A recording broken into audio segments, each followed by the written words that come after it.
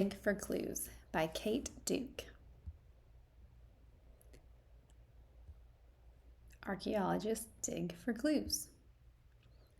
On our summer vacation, we got to go on a dig with our friend Sophie. She's a scientist, an archaeologist. She hunts for places where people once lived. Over time, these places have gotten buried. Sophie digs them up. It's called excavating. She found a good place to excavate near where we lived. And now the fun begins. I'm just going to dig a little. I don't want to mess up my new sneakers. The dig was in a cornfield. The farmers who owned the field had uncovered some prehistoric spear points with their plow.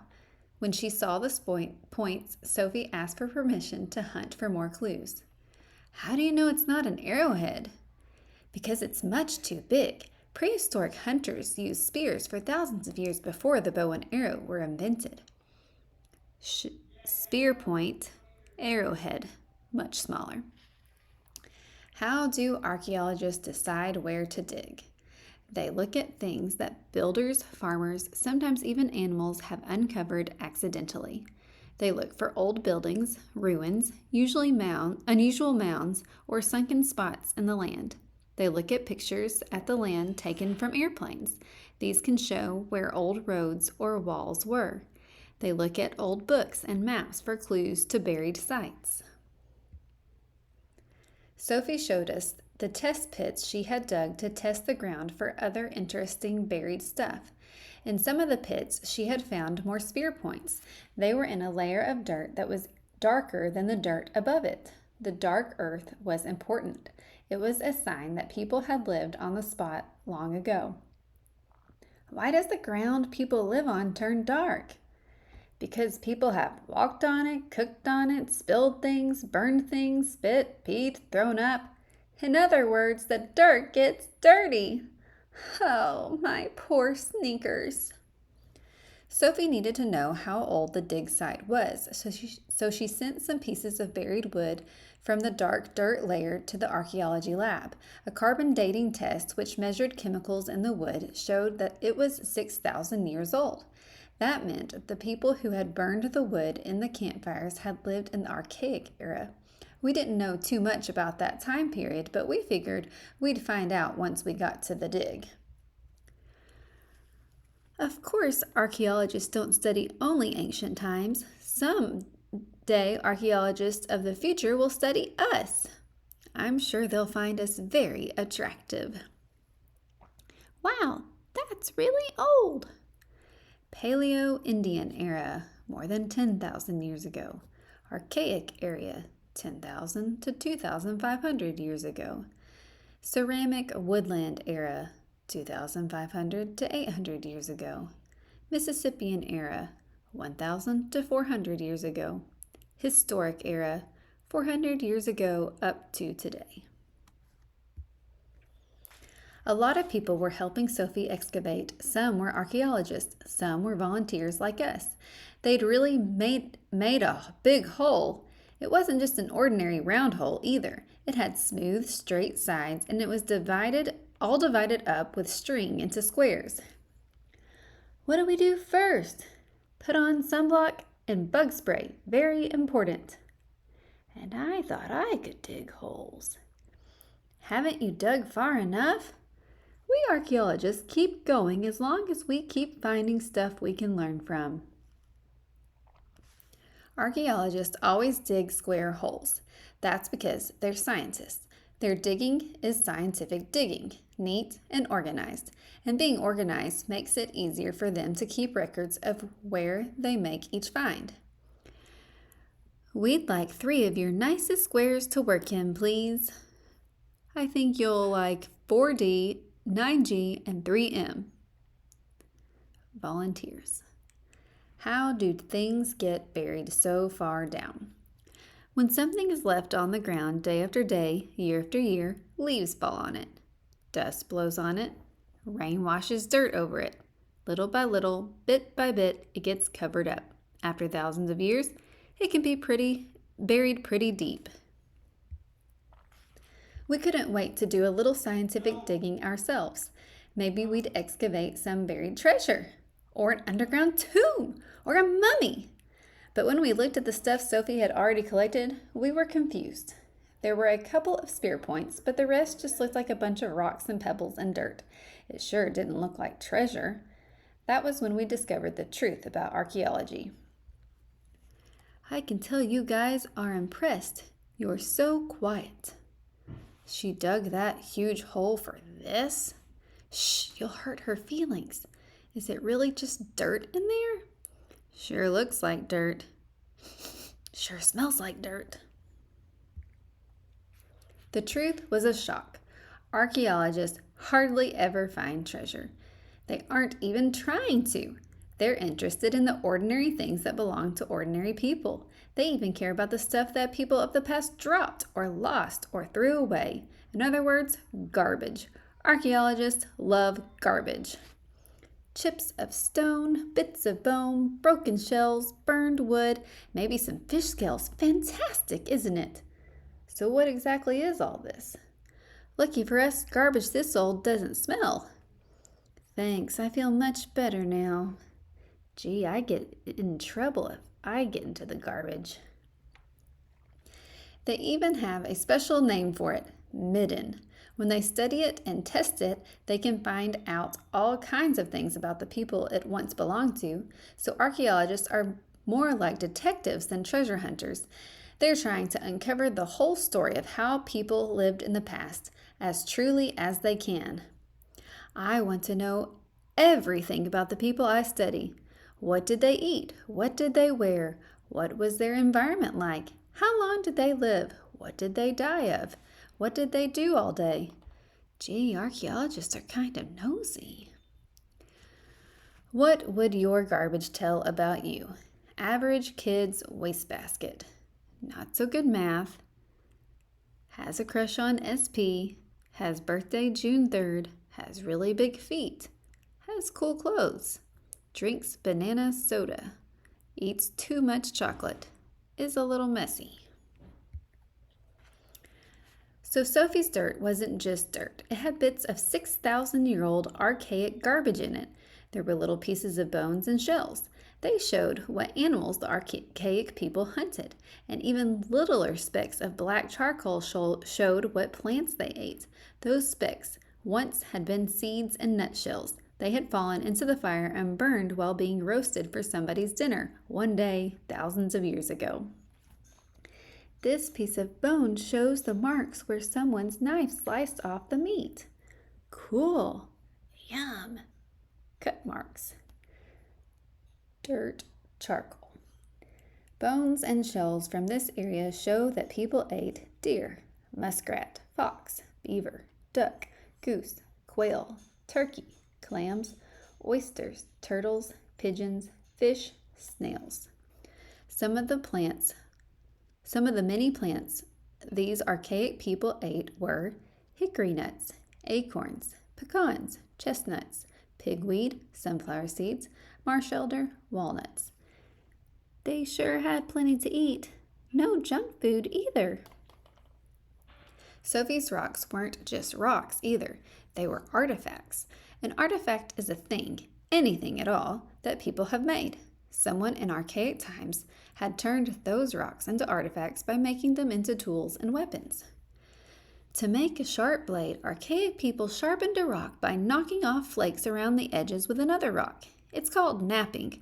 Learning how to do it helped me understand how archaic people lived. So archaeologists sometimes pretend to be the people they're studying? Cool. I like this kind of knapping. Stone flakes are artifacts too. Our artifacts. Axe. Their artifacts. Axe. Ours metal plus wood. Theirs stone plus wood. Our artifacts. Knife. Metal plus wood. Their artifacts. Knife. Stone. Our artifacts. Drill. Metal plus plastic. Theirs. Drill. Stone. Our artifacts. Food processor. Metal plus plastic. Their artifacts. Food processor. Stone. Grinding tool. Seeds. Bowl.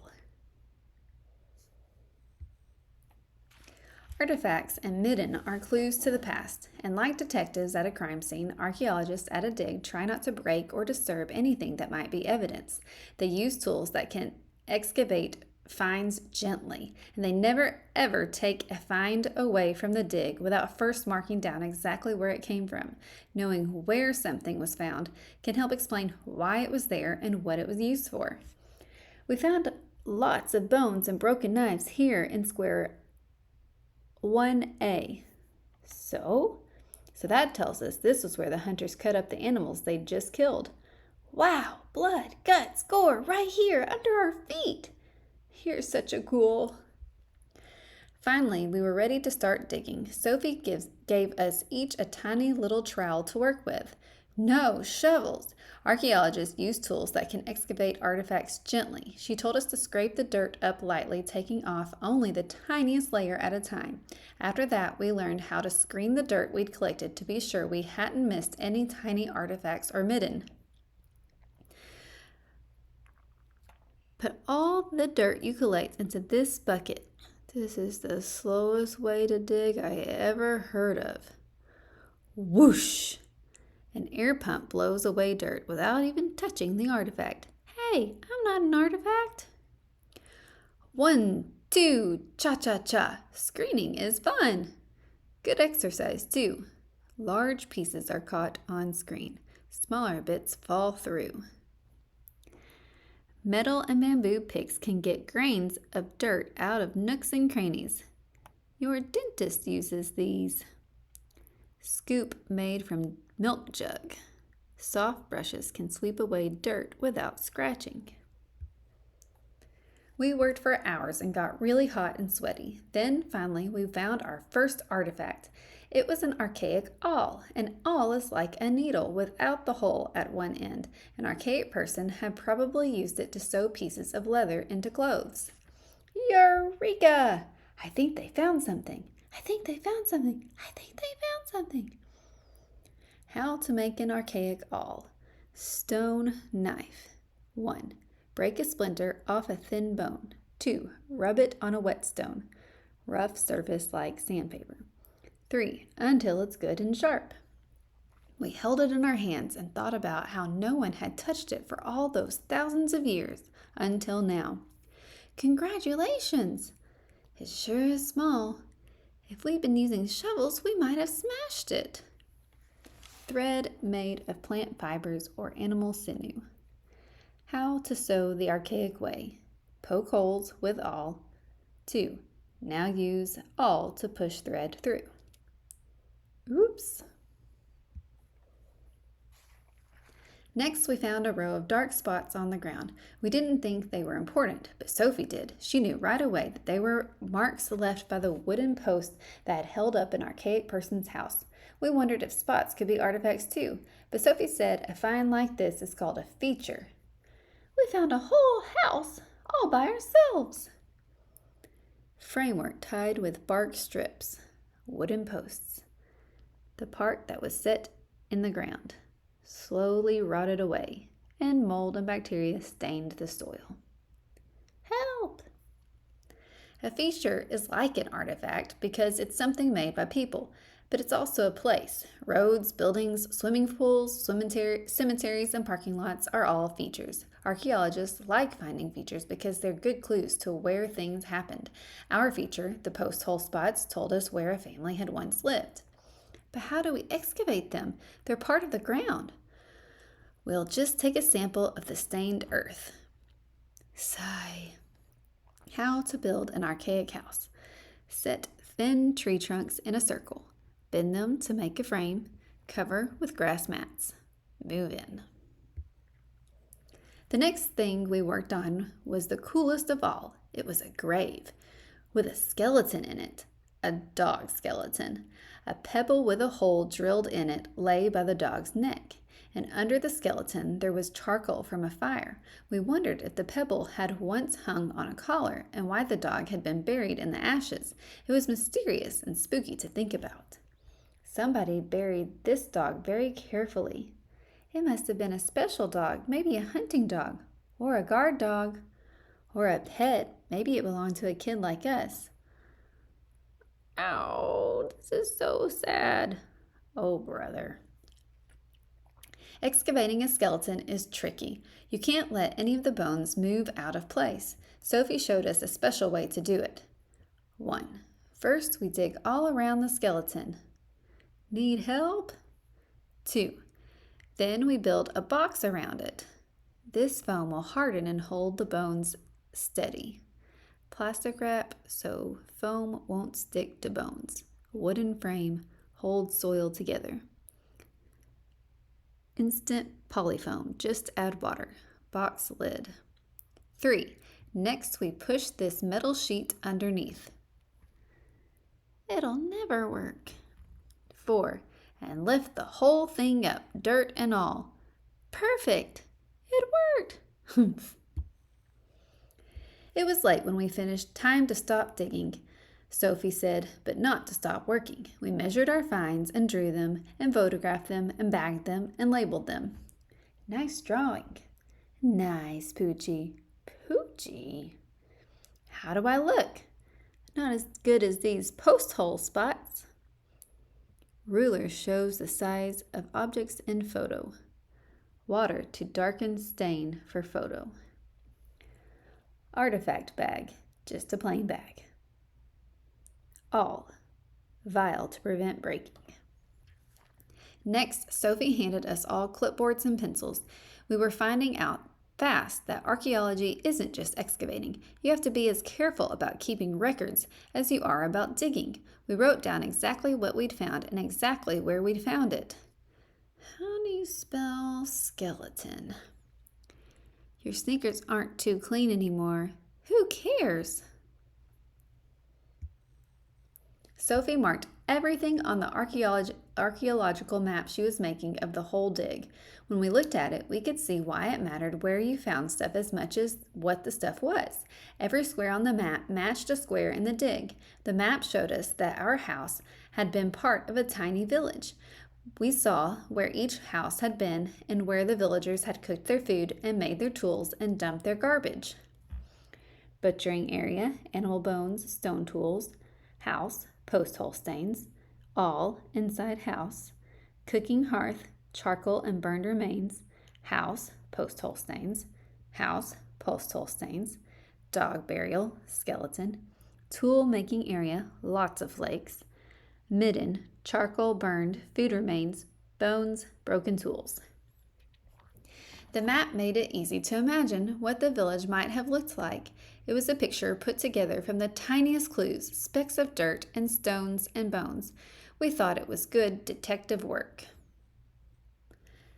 We were through at the dig for the day. Next, Sophie took us to the archaeology lab.